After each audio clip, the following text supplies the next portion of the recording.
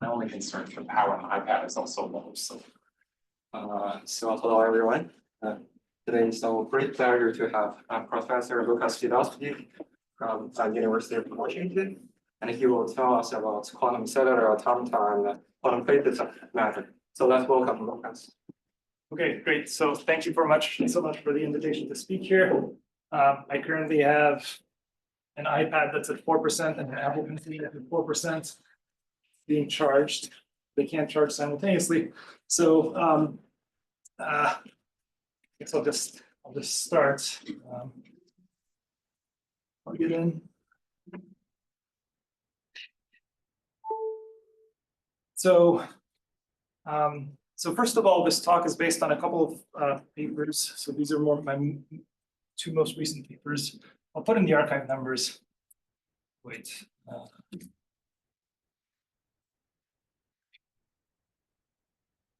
So I'll put in the archive numbers just for these two. In general, I'm not going to give too many references during the course of the talk, just because it'll slow me down.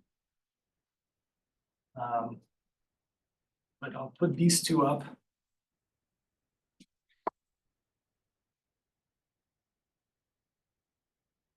Okay, and most of when I will refer to other papers during the talk, you can find most of those references in the bibliography for one of these two papers. So, okay, so the topic is going to be quantum cellular automata. I'm not really going to explain what that word is. Just treat it as a single hieroglyph, QCA. But let me just tell you sort of the basic definition of these things and what they have to do with physics. So the setting for all of this is going to be many-body Hilbert space of qubits. So in general, these H sub j, you should think of them as qubit Hilbert spaces, copies of C2. You can be more general. You can make them qubits. You can be more general. You can make them fermionic graded Hilbert spaces, and there's sort of interesting extensions in all those directions. But for purposes of this talk, they're just going to be qubits. Turns out that even with just qubits, we get lots of interesting examples. So there's some tensor product over J here. What does that mean? Well, it's a tensor product over what I'll call sites. And I'll generally be interested in sites that define some kind of a regular geometric lattice.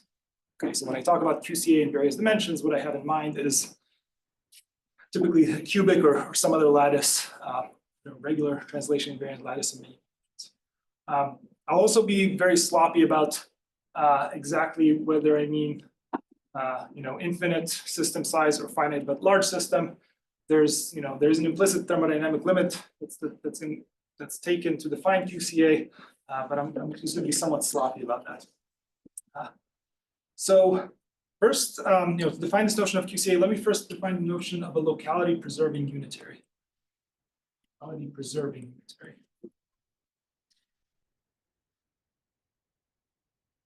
So this is simply a unitary operator U, which acts on this tensor product Hilbert space, which has the property that when you act by conjugation on some local operator, let's say, just to be very concrete, let's say this is on-site, an on-site operator at site J, some site in your lattice.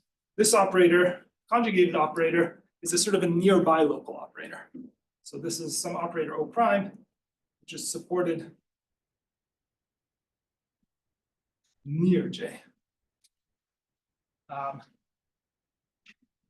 So what that means is that, physically what it means is that there's some lattice, some site J on which the original operator O was defined, and the image under conjugation is supported in some neighborhood of J. So there's some length scale R, which is the so-called Lieb-Robinson length of the QCA, but it's just some kind of a parameter that goes into defining the QCA.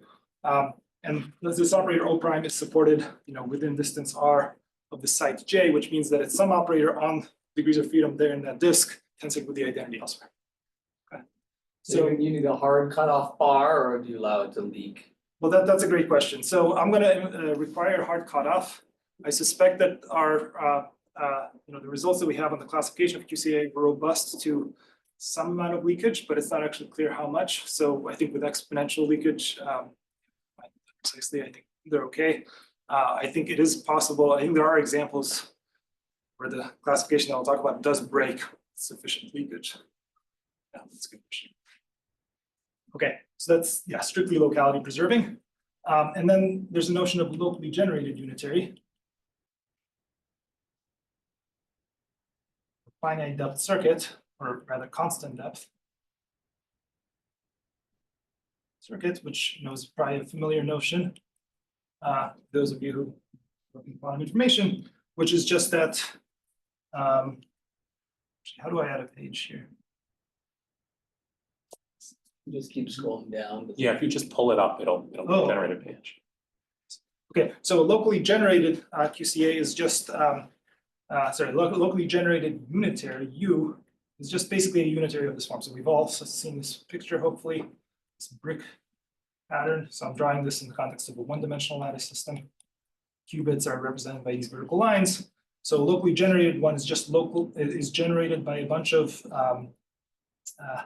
by several layers of unitaries, and in each layer I have, unitary gates that only act on some geometrically local set of qubits that are all disjoint. So this is an example of a constant depth circuit or a locally generated unitary. So, there's a continuous version of this as well, time-ordered exponential of a local Hamiltonian, bounded interaction strength Hamiltonian evolved for some finite time.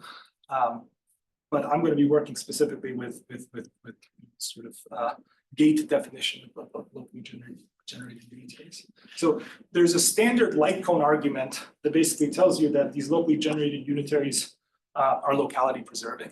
Okay, so you can kind of take this equation U dagger OU and just represent it graphically by stacking this brickwork with a local operator, and then sort of the conjugated operator is just a conjugated brickwork, and you can see that most of the gates cancel except for sort of in a region that surrounds the site J. That tells you that any locally generated operator is locally preserving. Again, there are constants like the depth and the size of the gates, which need to be held fixed or need to at least be uniform within this class of operators you're considering. So our definition of QCA is just that space of QCA. I mean, this isn't really a mathematically rigorous definition, but preserving modulo locally generated.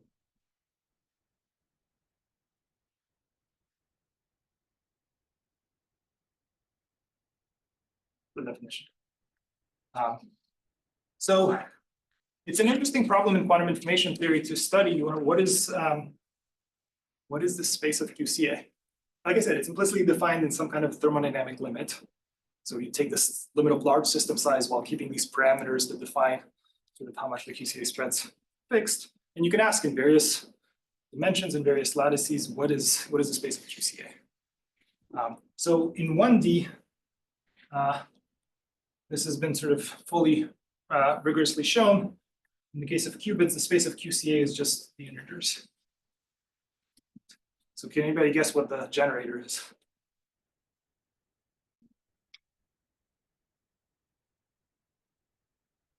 So, well, I know some people know, but it's the generator for QCA in one dimension is just given by translation.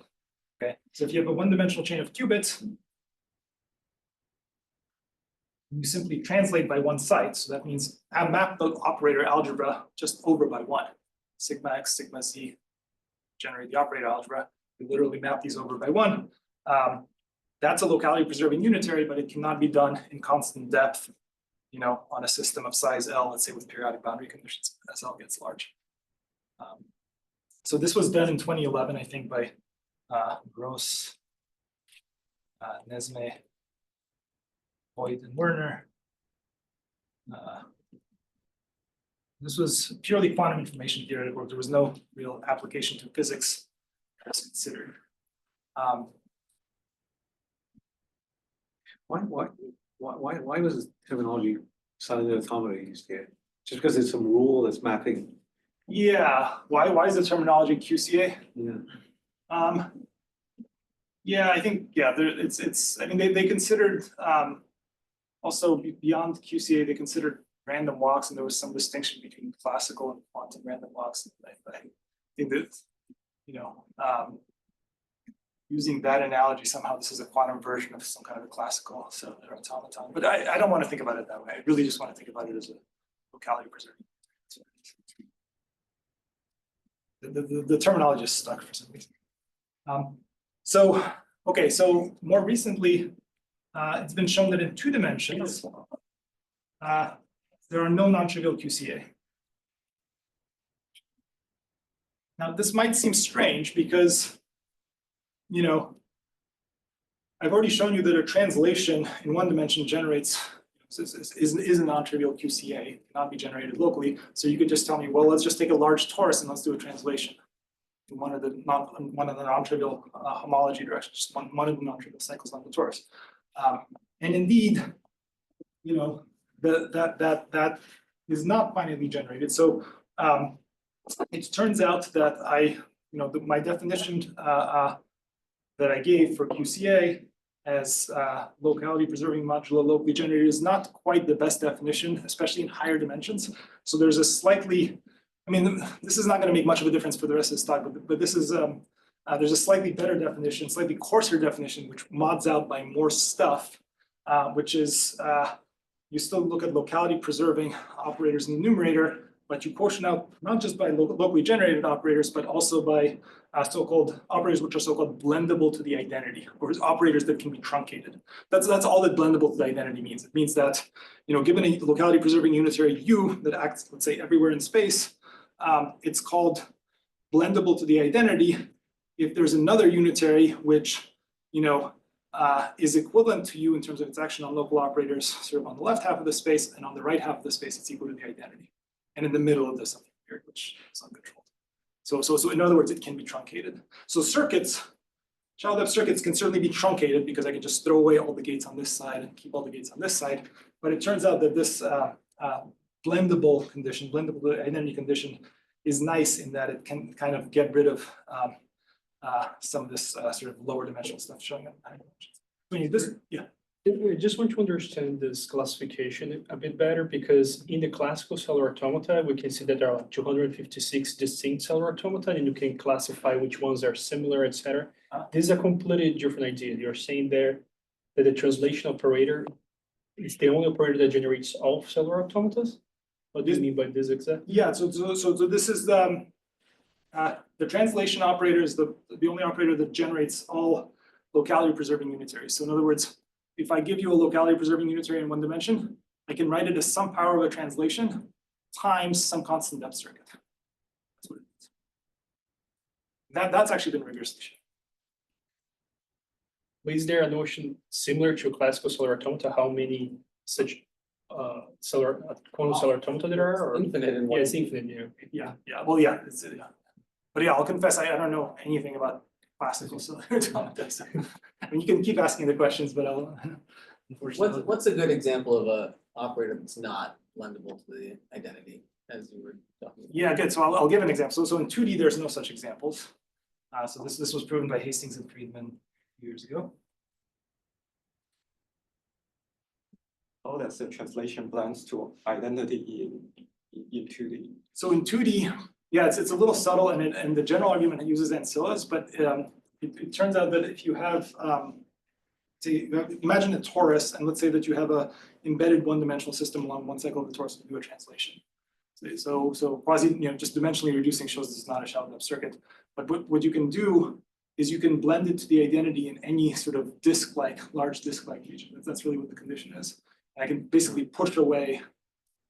The chain intersects the disk, then I can push it away from the disk. And actually I can push it arbitrarily far away in depth 2.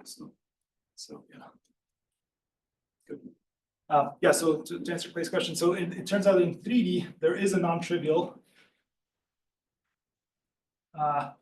quantum cellular automaton that's not blendable to the identity, and that's actually my plan to discuss this particular case. Yeah. What is the group? We don't know. But there's at least one non-trivial.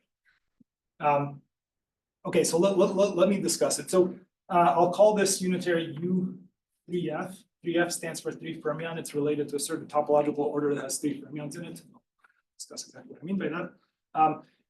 Originally, we found it in a very sort of roundabout way, which it's not the way that I'll present it. It has to do with disentangling a certain so-called SPT phase. The SPT phase was a Hamiltonian, which was translationally invariant and a stabilizer. And so we actually found a unitary, which was a so-called Clifford unitary, which disentangled it. And that turns out to be what this unitary is.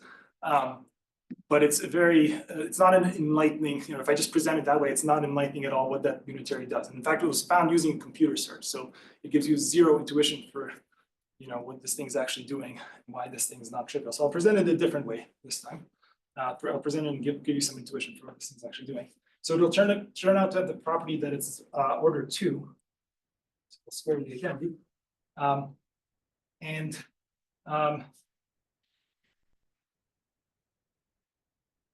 Yeah, so before I explicitly construct it, let me give you some indication of how the proof will go that that this thing is indeed non-trivial, not blendable with the identity. Is that equation literally true on the nose for you, or do you have to take into account the equivalence relation? That equation is going to be literally true on the nose for the representative we construct. Yeah. And is the QCA a group always? Yes. The QCAs form a group always. That is correct. We know anything about like are they abelian or something? We do know that it's in fact abelian. And that's because there's a nice trick which says that stacking and composition are equivalent of the circuits. So by stacking, I mean take two, if I have two QCAs on the same Hilbert space, I can compose them, A and B, or I can stack them, meaning I take 2 copies of this Hilbert space. The Hilbert space is twice as square times as large, and I can just apply A on one and B on the other. And it turns out that those 2 are equivalent of the circuit. So this kind of stacking is equivalent to composition tensor identity. So using that, we can show that it's in fact abelian. We don't know much more than that. And, what is the inverse in the group? What is the inverse? Oh, it's the inverse. For this one, it's just itself, but you mean in general? No, yeah, okay, yeah. Sorry, it's like a unitary, so it's just the inverse. Yeah, it's just a unitary. Yeah. Okay, so right. So yeah, let me before I show you the exact form of this QCA, let me show you how the argument is going to go that it's non-trivial. So I'll use a certain property of the function. So this is actually where it gets tied to physics. So this is in a 3-dimensional system. So imagine a 3-dimensional lattice. And let me separate space into 2 half spaces. I'll have a right half, and I'll have a left half, and I'll have some middle region that's kind of going to be uncontrolled. And what I'm going to do is, well, actually, for now, I think I just need a right half and a left half. So I'll have a lattice, 3-dimensional lattice of qubits. I'm not going to try to draw too well. And I'm going to take a very trivial Hamiltonian. I'm just going to take mine as the sum of Zj. Z is poly sigma Z. I'm using the sort of standard quantification theoretic conventions. So this is a very simple Hamiltonian. This just means that the ground state is all up. Side. Okay. And on the left side, what I'm going to do is, and actually by left side, I mean like, so this Hamiltonian takes place all the way here, and the left side will take place all the way out to this boundary. So here I'm going to take a conjugated Hamiltonian. I'm going to conjugate the Hamiltonian by this QCA. That's a perfectly valid local Hamiltonian because I use sum on J of U dagger CJ U3. So just conjugated the Hamiltonian. So this is like, if you think of this as some kind of a Z2 symmetry, and in fact you can, sense in which this is a Z2 symmetry, then this is just inserting sort of a domain law. So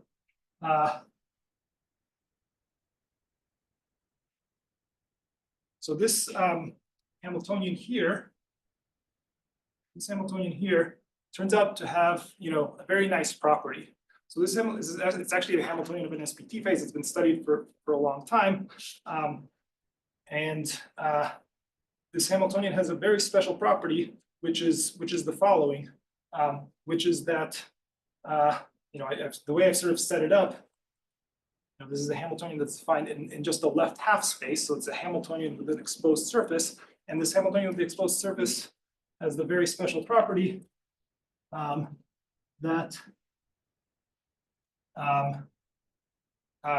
it admits a boundary termination where you can gap out the surface of this thing using commuting projectors. So in other words, you sort of stay within the realm of commuting projector Hamiltonians. What I wrote down is clearly a commuting projector Hamiltonian because it's conjugation by unitary of a commuting projector Hamiltonian. So within the realm of commuting projectors, you can gap out the boundary and obtain something called obtain a surface topological order that lives on that boundary.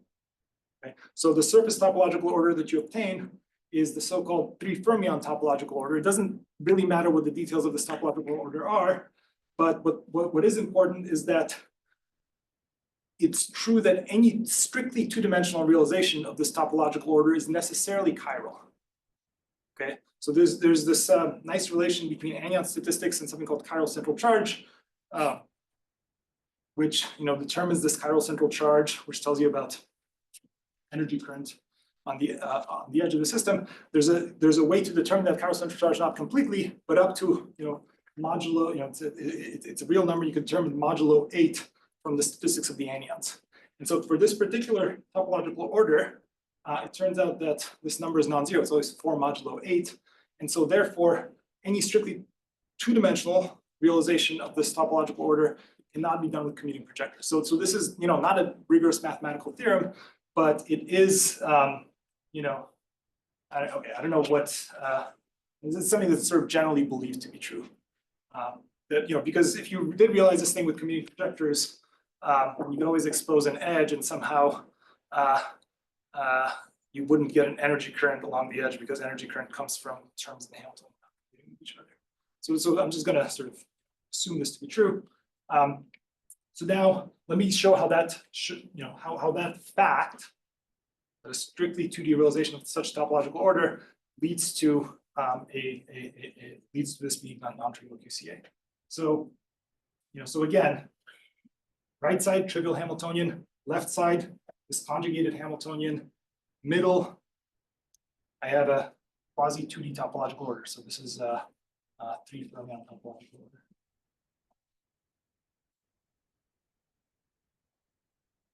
So this setup immediately now shows that this unitary U is a non-trivial QC. It's not blendable to the identity. Because if it were blendable to the identity, that essentially means truncatable. That means that I could blend it to the identity. It means that I could find another unitary U tilde, which acts exactly like U, somewhere to the left here, and then somewhere to the right, just acts as the identity. Okay. And then actually, let me not do that for U, but rather for U inverse. U is equal to U inverse. It's this thing. So what that essentially means that I could do, if I conjugate this whole setup by this truncated unitary that acts only to the left of this point, what I could do is I could now, again, far to the left, disentangle this Hamiltonian. So disentangle to the right. Now using this sort of thing that's been truncated, I disentangle it to the left, and all I have left is the middle. And in the middle, I have this 3-fermion topological order. And now everything's quasi two-dimensional because I've sort of truncated away the right, truncated away the left. I realize the 3-fermion topological order just strictly the two-dimensional slab, and that's the contradiction. So that's the setup. And so this is just one example, but at this point, people have sort of realized other types of other QCAs in 3 dimensions using this kind of reasoning, sort of disentangling these so-called Walker-Long models. By the way, somebody asked earlier about the classification of QCA in 3D. So there, I forgot to mention, I forgot at that time, but there is a conjecture that mean, I don't know how well motivated the conjecture is, but the 3D QCA are equal to or at least contain the so-called width group, which is basically can be thought of as 2D topological orders modulo quantum doubles. And the reason for that, so the motivation for that conjecture is precisely this argument. It's because it's only the ones that are not quantum doubles that somehow have this kind of chirality obstruction or some kind of other obstruction with having to do with the edge that cannot be realized as circuits or cannot be blended to the identity. But that's a pure conjecture. I don't really have anything to say. Okay, so that's the argument. Yeah. Is there something obvious, like based on what you said about the width group, to see why in lower dimensions you get what you get? Like, are there width group equivalents like in 2D and 1D? No, this is specifically for 3D. This is because it has to do with their 2D boundaries, the topological orders that can be realized under 2D boundaries. So this is sort of it's an equivalence relation on 2D topological orders. Okay, so You might want to charge it just in case. That's I'm yes. just nervous it's gonna. Yes. Right. Okay, so let me now. So like I said, the story up till a year or so ago was, we had this thing found by computer search. It had this property. Great. There was not much intuition for it. So now we actually have some more intuition for what this Steve-Fermian unitary does, and why it's non-trivial. And it actually there's sort of a field theoretic interpretation of what it does. So which we think is kind of nice. So let me discuss that. So we'll discuss that. So I'm going to actually start out by writing a lattice. I'm going to define this thing on the lattice, but then I'm going to give you sort of a continuum description of what this thing is actually doing. Okay, so I said I was talking about a cubic lattice. I lied. So really, what I need is actually two interpenetrating cubic lattices instead of this geometry. Interpenetrating cubic lattices. Call them lambda and lambda prime. And the qubits will live on the links on the edges of this lattice. Okay. So there's a Hilbert space associated with the first lattice, edges of the second lattice, Hilbert space associated with the second lattice. Interpenetrating. This, my Hilbert space is the tensor product. So in order to define my QCA, my goal is now to define the QCA. I'm going to first introduce an auxiliary Hamiltonian. This Hamiltonian is not the Hamiltonian for this Walker-Wong model that I keep mentioning. It's just an auxiliary thing that you'll see how it comes into the construction, but it's just some piece of. We won't even work with this Hamiltonian directly. We just need a certain property of it. Auxiliary Hamiltonian. H lambda, and similarly there'll be one for H lambda prime. So this is, there's a Hamiltonian just on one of these lattices. There's an identical Hamiltonian just on the other lattice, and we'll use properties of this Hamiltonian. So this Hamiltonian H lambda is just the Hamiltonian for something called the fermionic toric code. So hopefully this is a fact familiar to many people that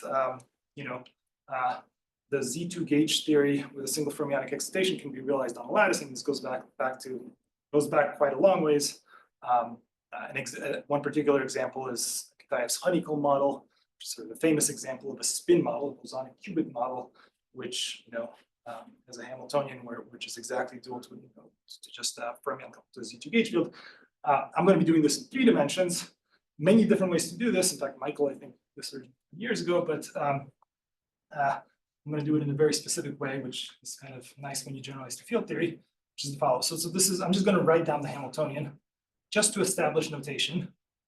So I'm going to use this kind of notation box with a subscript, and that just means, either vertices, edges, faces, or plaquettes. So the subscript is the dimension of the object I'm looking at. So box 3 means all little cubes inside the lattice.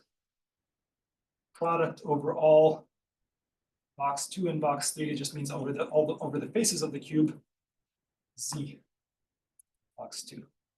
So this is, if you're familiar with sort of the toric code, this is just the vertex term of the toric code. It's kind of dual way of the usual way to present this is dual to this, but better. And then there's going to be a second term, which is the plaquette term. Box one. Usually the plaquette term sum over plaquettes, two-dimensional faces, but I'm doing everything in a dual way, so it's going to be sum over edges here. And I'm going to have a product over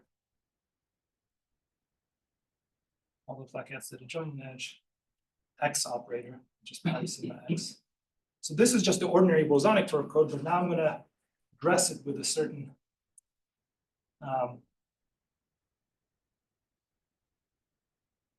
I'll explain what this notation is. This is Z boxed. Sorry, when I said the degrees of freedom, the qubits live on the edges, I lied. They live on two-dimensional plaquettes or dual to the edges. Sorry about that.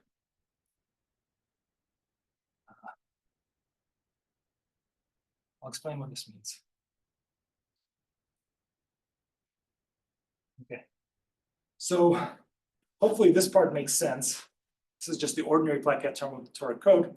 This term here involves some, sort of intimidating notation. And I should mention, it's actually a really nice paper by Yuan Chen, where we sort of, this is the form of the organic code that I'm using, Yuan Chen and Sri Tata. Houston also.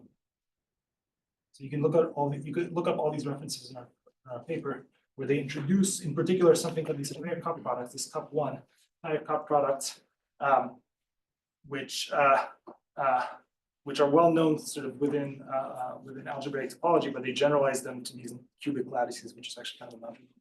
But at the level of this talk, all that this is just some product of sigma z operators that are stuck onto this product of X operators. So you have a bunch of X operators along a plaquette, which adjoin a given edge, and then there's some other Z operators that are multiplied here. And the role of these Z operators is basically to make the charge excitations of this sort of so-called twisted toric code into fermions. So the excitations are point-like fermions and loop-like gauge fluxes. That's the spectrum of excitations. So what do I have? So what I have is, what am I going to use this Hamiltonian for? Well, what I'm going to use this Hamiltonian for is to define for myself a convenient basis of states to work with, an orthonormal basis of states. So the Hilbert space H lambda, I mean, obviously it has this boring product basis, it's defined as the tensor product of qubits, but I'm going to use this more exotic basis where in each basis state, I specify the location of the fermions, specify the location of the gauge fluxes, and if I'm on a, like something like a torus, which has non-trivial cycles, I might have to specify some holonomial information. That's a technical detail that I have to get into. But the point is that, I'm sort of defining a basis for this Hilbert space in terms of excitations. It's sort of very directly can be checked that, this Hamiltonian is a so-called separator, which means that once I tell you the locations of the fermion, point-like fermionic stations and where the gauge fluxes go, and this holonomial information, there's a unique state in Hilbert space consistent with that. It sort of makes this nice. And similarly for the other one, it has the same kind of information. And the reason that this basis is nice is because it actually diagonalizes the QCA question. So now I can get to defining my QCA, or not defining it, but playing. So this state for my QCA we found before, simply -1 to the linking number of the gauge fluxes in the first copy with the gauge fluxes in the second copy.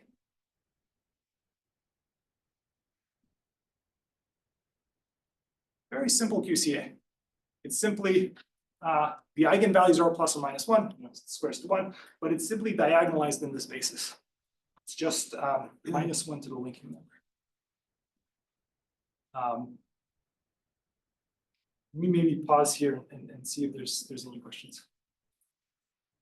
Sorry, what was that integral notation in the? Oh, yeah, so this is actually, you guys introduced it. The integral notation is, you know, is because you want to think of these boxes here as representing cochains.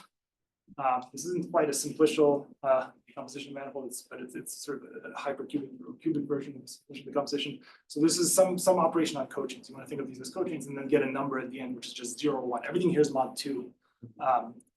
And so, you know, because z squares to the identity. So this integral is really a sum. It's a sum over all. Well, it's you know, this thing represents a 3 form, which assigns, you know, a number 0 or 1 to every cube, and then you just sum those numbers. That's what you have. Box prime is the other, it's faced on the other lattice? No, that's just terrible notation on my part. Sorry, let me call it box tilde. Okay, well, you're only, so far you've been only using one lattice? Correct. or- So far, this is only on one lattice, and then I do Oh, the exact same thing on the other lattice. Okay. Yeah. So this is just a product over all, you know, z's, all the other box tildes, box 2 tildes, and on each one you either have this z or you do not have this z, and that integral is the complicated one that tells me whether you do or not have that z. But you only have that z finitely many times, only close to, you know, where the original box one is. Is this different from the semyon or? Yeah, there's no semyons here. Okay, Yeah, this is everything's sort of mod 2, and the excitations of these things are fermions. So why this QCA or why this unitary is locality preserving? Yeah, why is this unitary locality preserving? That's a good question. So you can, okay, so the short answer is, you know, you can directly verify it, but let me write it in a more suggestive form, which will sort of lead us to see why it's locality preserving. So let me write it in a slightly more suggestive form. So these gauge fluxes are one-dimensional loops. So I can think of them as boundaries of membranes. Okay. There's no essential cycles if you think about it, for the same reason that you can have single atom excitation in a toric code on a torus. So these gauge fluxes are boundaries of some membranes, and in that case, the linking number can be just written as the intersection of that membrane that with the boundary of the other membrane. So in the original theory, you have a membrane. Take the boundary. In the prime theory, you also have a membrane for its gauge flux loops, and you take the boundary of one of them and you intersect the original membrane. That's just another way of defining linking. Okay? It's another way of defining linking number. But there's a nice sort of way of rewriting this, which makes use of Poincare duality. So you can, you know, there's a Poincare dual representation of a membrane in stochastic form. Again, everything's Z2 valued. So I can write this as -1 to the integral of, so if the membrane is 2-dimensional, the Poincare dual one form that's dual to it, which I'll call A, will be one form. And this is just A cupped dA prime. Poincare dual one form. And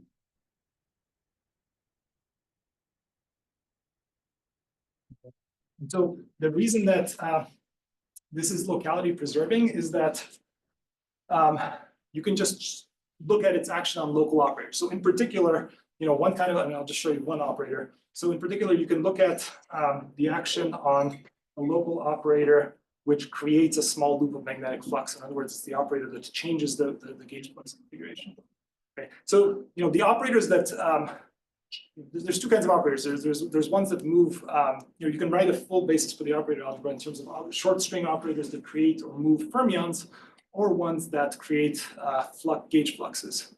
So the ones that move fermions are clearly preserved by this. They just commute with this just by definition. Only involves the gauge fluxes. Now, if you have an operator that slightly changes the gauge flux configuration, then what you want to do is you want to evaluate this quantity before and after that's changed. And it turns out that the difference is expressible as some local quantity.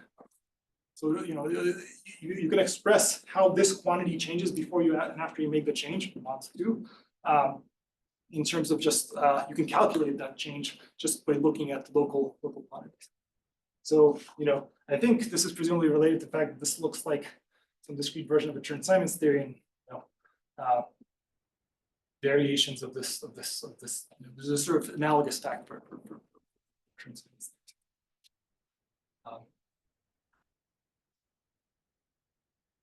In fact, yeah. Oh yeah, right here. It's here. Okay. So let me maybe mention one more thing, which is that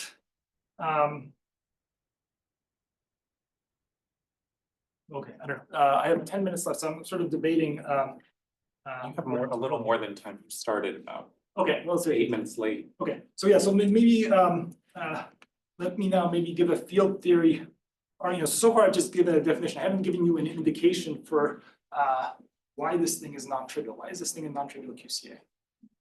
And in fact, at first sight, this might look kind of trivial. You're sort of asked, well, can I compute this linking number using some local process, some constant depth circuit? And your first thought might be, well, yeah, I can do that. I just have to compute a linking number of one type of gauge flux with gauge flux from the second copy, first copy with the gauge flux in the second copy. I'm going to use the Aharonov-Bohm effect. I'm just going to drag a charge, of the first copy around gauge fluxes of the second copy. Right? That's exactly going to compute this linking number. So what goes wrong? Well, it turns out that would indeed work if the gauge charges were bosons. But because the gauge charges are fermions, when you do that, you do not compute just this Aharonov-Bohm phase A, A prime, but there's also a self-linking, A, VA. The self-linking is basically the sign that's attached to a single fermion. It's kind of unavoidable, even at the level of lattice. So this thing is a finite depth circuit. This is U circuit. This is what you get when you perform that process of sort of dragging particles of type 1 around gauge fluxes of type 2. But it doesn't quite reproduce this thing, which is just this term by itself. And in fact, one thing that I can do is I can multiply these two together. So I'm only changing the QCA by a circuit in that case. And so that's an equally valid QCA representative. And when I multiply these two together, I just get -1 to the power of integral A, VA. So I actually don't even need the second copy of the Hilbert space. I can define the QCA through the modified B fermion QCA, just with a single copy of this Hilbert space. Yes. Okay.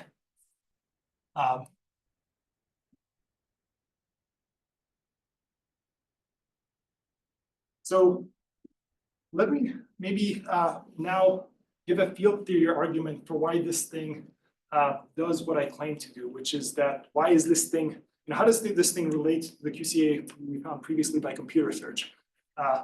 In other words, why does this disentangle the, some kind of a SPT phase? So let me make a connection to that, and let me do it via field theory. So I'm going to do the following. And here's where I'm going to use field theory notation. So I'm going to start writing down integrals instead of, sorry, I'm just going to start using continuum notation. So let me do the following. So let me show that taking this unitary, acting this unitary onto a tensor product state produces this SPT state that I claim it produces, this 3 fermion SPT state. In order to do that, there's a complication because this QCA is nicely defined, diagonalized in this basis of states, which are eigenstates of this fermionic torus code, whereas the state that I want to act on, the tensor product state, is not an eigenstate of the fermionic torus code. It is just a simple tensor product state. So my goal is to take that simple tensor product state, and it's going to be the tensor product state where all the qubits are z equals +1. So in terms of sort of the gauge theory language way of thinking about it, that means all the electric strings have been confined. There's no electric strings sort of fluctuating anywhere. I want to act on that state with this QCA and see what I get. And so using that kind of intuition, let me write down. So let me start slow. So let me write down the ground state first. So I'm going to show you how to write down the product state in a really complicated way. It's a superposition of eigenstates in this fermionic Tor code. Let me start with just writing down an expression for the ground state. So the ground state I'm going to write as -1. Okay, so this is, I'll call my spatial manifold M3. So far, I'm just thinking of this as a torus. Alpha cut d alpha.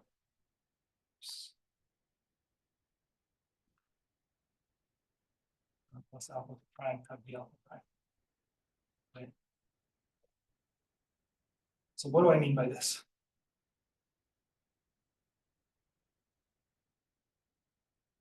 Okay. So alpha and alpha prime, these are one forms. Z2 valued. And you're supposed to imagine some kind of a simplicial decomposition of this manifold M3. So everything's sort of finite. These are just one forms defined on a simplicial. Z2 one forms defined on a simplicial decomposition of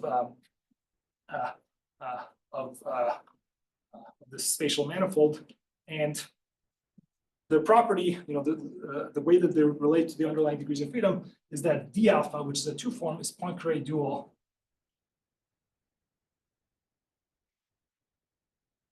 to the electric streamlines. Electric strings.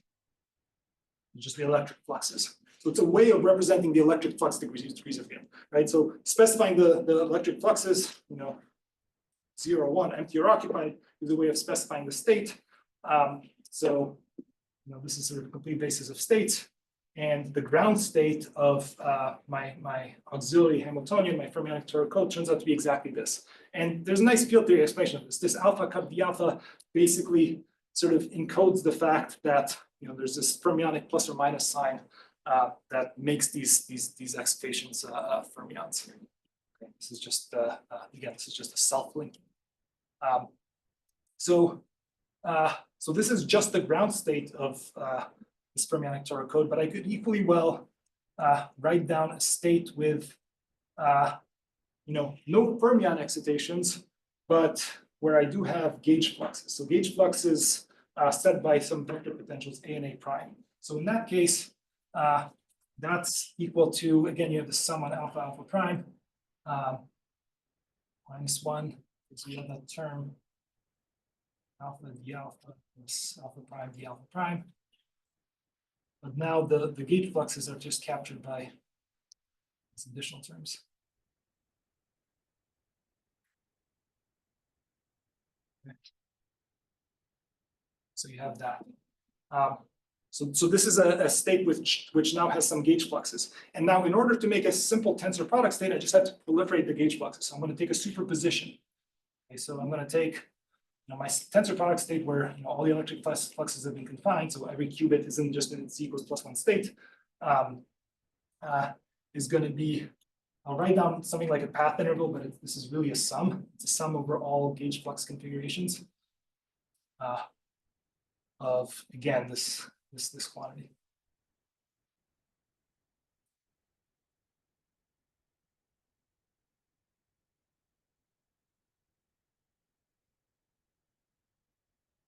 So this is a very complicated way of writing down a trivial product state. You can kind of see, there's a sum on alpha alpha prime state. You can kind of see why this gives you a trivial product state. So Z equals 1 is just a state when alpha and alpha prime are 0, d alpha prime are 0. And you can basically get that by integrating out A. This is basically just integrating out A, and it's forcing d alpha and d alpha prime to 0. Integrate out A and A prime.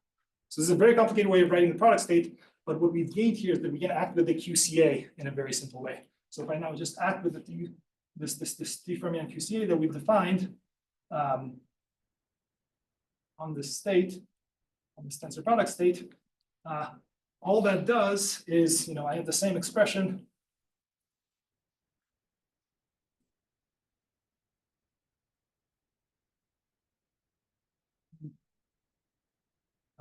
minus 1 equal to 3, alpha d alpha, alpha prime d alpha prime, alpha dA, alpha prime dA prime.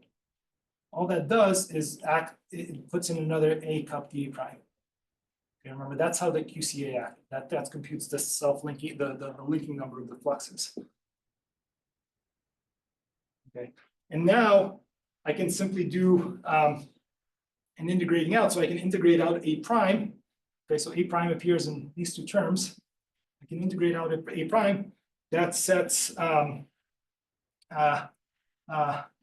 see, that sets dA equal to d alpha prime, which I can then plug into this third term.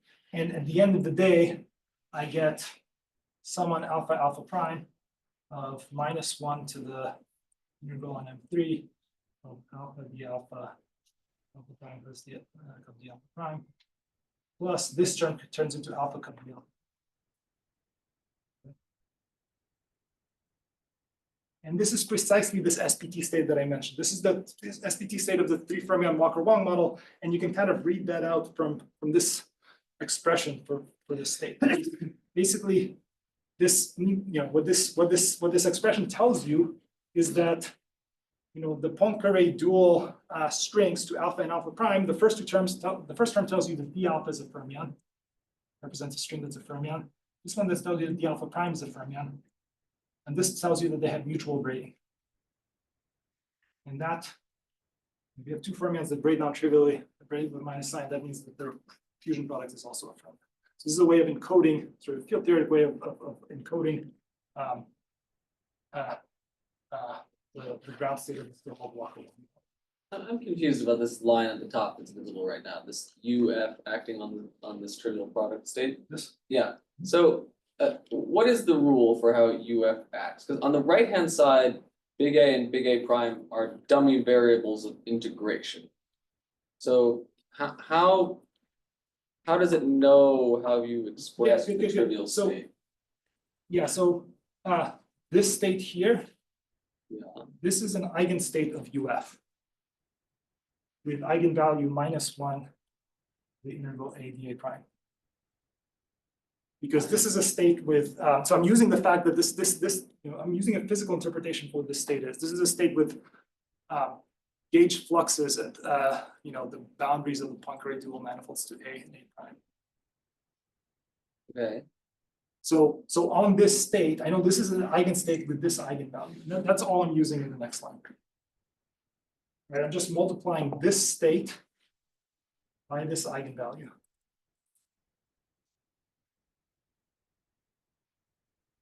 The only thing is that I have a superposition of such states now. Right? So if I Did you mean ket A and A prime then on the right? Yeah, sorry. Yes. The whole yes, thing yes, is yes, ket A. Yes. Yeah. The whole thing is sorry. Yes, the whole thing is ket A.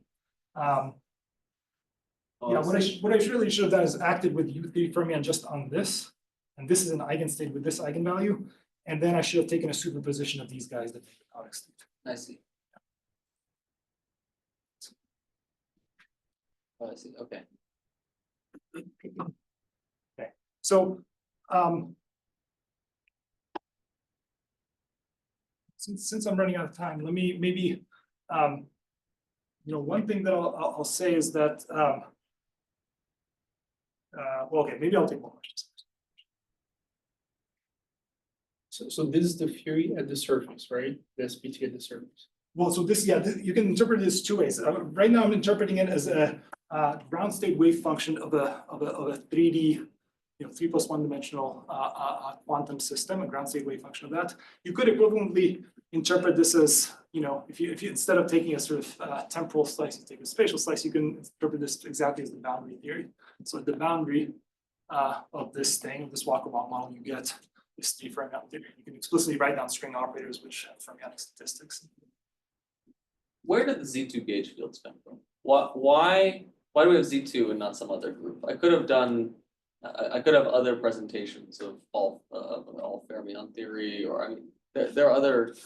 I'm a bit confused about that. It's a fermionic, the Z2 is important for fermions just because What if it was Z4? We could embed the Z2 inside Z. We could have lots of things going on with Z4 also. Why did we end up with Z2? I don't understand how that happened. Did we put that in somehow because we were talking about a doublet Hilbert space? Which C2 precisely? Well, you ended up talking in the continuum part, which I'm starting to get close to things that I understand well. You ended up with Z2 gauge theory. Yes.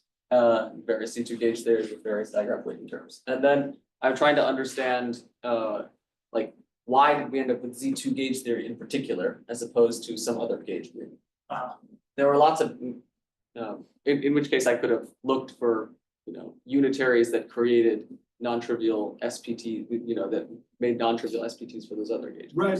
No, I mean, that's a good question. So, but yeah, here we were looking for a unitary that made this particular SPT. So it's sort of natural that we were. But I mean, if I look for unitaries that make other SPTs, do I just get other QCAs? That's a lot of QCAs. Yeah, that's right. You get other QCAs. But you have to, well, so how general is this? You can try this trick with other Walker-Wong models, but it's not as simple as just saying, oh, here's a non-trivial SPT, let's produce a QCA.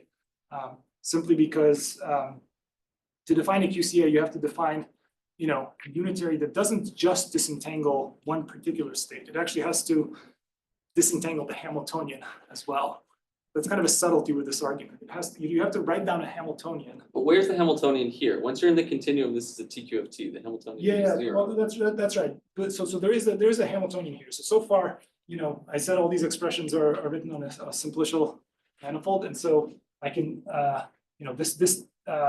can write, the following Hamiltonian minus the sum of ZJ's conjugated by the thing that I just defined. So now you go back to the lattice. Can you explain it to me in the continuum? Because in the continuum, H is just zero once you're in the TQ. That's right. I don't think I can do better than what I just did. Okay. Yeah, I don't think I can do better than what I just did. And I agree that there's a subtlety there. Like, all I've shown here is that I've produced this state. But if you look back at this contradiction argument that I gave, that's not actually enough. What I need to do is I show that I, produce the state and then produce a Hamiltonian, which is gappable with such that with commuting projectors, projectors that commute with themselves and with this bulk Hamiltonian, I can realize the 3 fermion topological order. That's not immediately apparent from this, and I don't actually have a good way of. You can sort of verify it at the local lattice, but I don't have a good.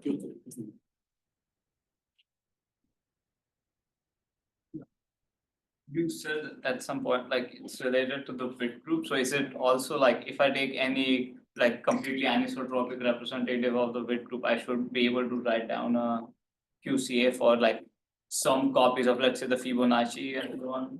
Well, so the width group stuff is a conjecture by certain people, and it's not obvious how to actually, and people haven't actually even written down very many QCA representatives. So, the goal is like, oh, if you give the modular category, theory of anyons, you construct the corresponding Walker-Wong model, the SPT, and then you define a QCA from that.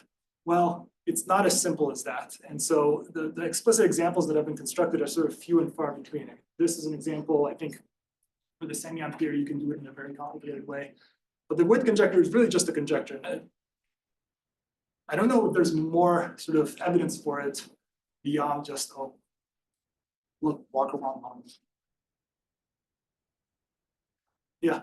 So somehow in there's like some kind of 2D, 3D correspondence, but in the 3D part, it's not just this 3D Walker-Wong that makes an appearance, it's this fermionic toric code that also is there. Yeah, the fermionic toric code was some auxiliary character in this story. It was useful for us because we gave it an orthonormal basis in which the QCA was diagonal. Right. Diagonal is the QCA. I see. So is there some general like maybe I would expect there's something that relates this SPT to this fermionic toric code based on the fact that they're yeah, there's already some fermions floating around in the fermionic toric code. They're not all fermions. So, well, I don't know. I don't think I'm going to give a good answer to whatever. I see. The question you can ask is like, what is the role of this auxiliary Hamiltonian beyond giving you a basis? Does it have some physical?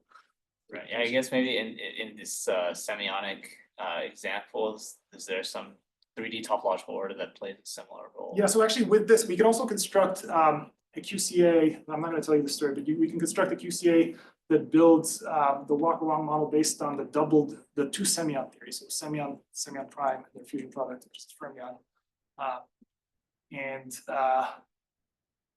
Okay, but that's the only one that's the only addition, just based on this.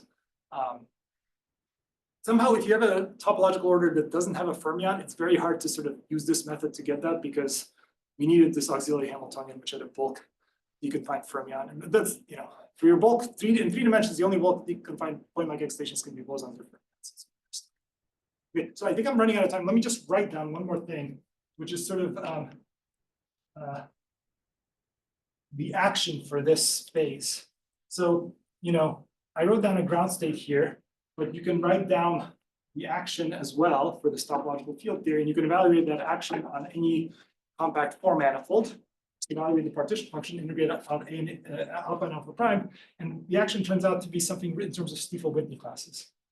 So this as the partition function rather. So the partition function on any four manifold turns out to be del B2 squared plus del B1 to the fourth, where these are Stiefel-Whitney classes. So the thing that I'll maybe end on is that we actually have a generalization of this construction to all dimensions, where instead of having a QCA that's like -1 to the A cup dA, with these being one forms, we have a QCA that's like -1 to the A1 cup dA2 cup dA2. So it's a higher Chern Simons theory, both in the fact that these forms A's are higher forms, and you have more of them in the cup product. And we have a bunch of conjectures about sort of the SPT phases that you can make. I mean, the wildest conjecture would be that you can make all SPT phases. So sort of any cobordism invariant action that you can think of that you can write in terms of Stiefel-Whitney numbers, you can generate this way. That's a wild conjecture. I don't even want to sort of state it as a conjecture. But in particular cases, we can do it. Like, so for example, there's this well-known example of an SPT phase in 4+1 dimension, which has an effective action,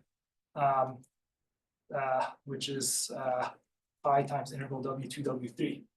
This is the first. This is an action on 5 manifolds. This detects this oriented cobordism of a 5-dimensional manifold, which is Z2, which is like the first torsion in oriented cobordism. And so we can make this guy using a construction of this form. But this is also closely related to something that was like this QCA, not in this language, was written down by Ocean Sin and Yuan Chan. There's a reference in our paper, 2021. So I think the QCA that they wrote down falls into this general class of constructions. So anyway, so what I want to close with is we think there's sort of a deep connection between these QCAs on the one hand in general dimensions and SPT phases. Showed you one example. I sort of mentioned a couple other examples. We think it goes deeper than that. We would like to have sort of some grand general statement, but I don't want to sort of conjecture too much of a general grand statement. All right, so I think this is a good time for me to end and take any more questions. Thanks.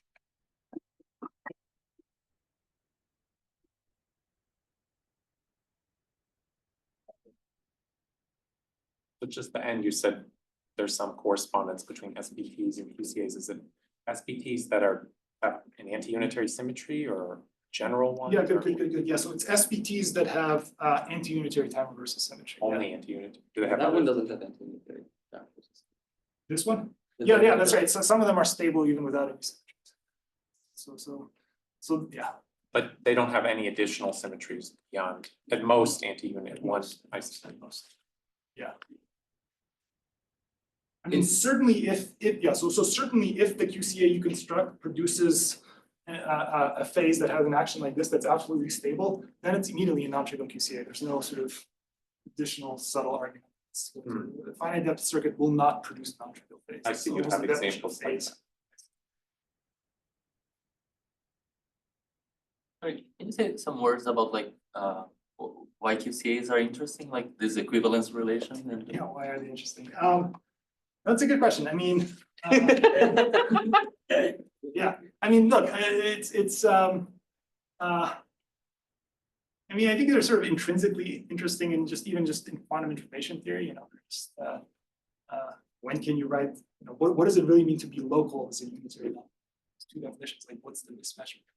But at the physics level, yeah, they're interesting because of this. They also actually find other applications. So in non-equilibrium, so this is all sort of equilibrium physics, ground state physics.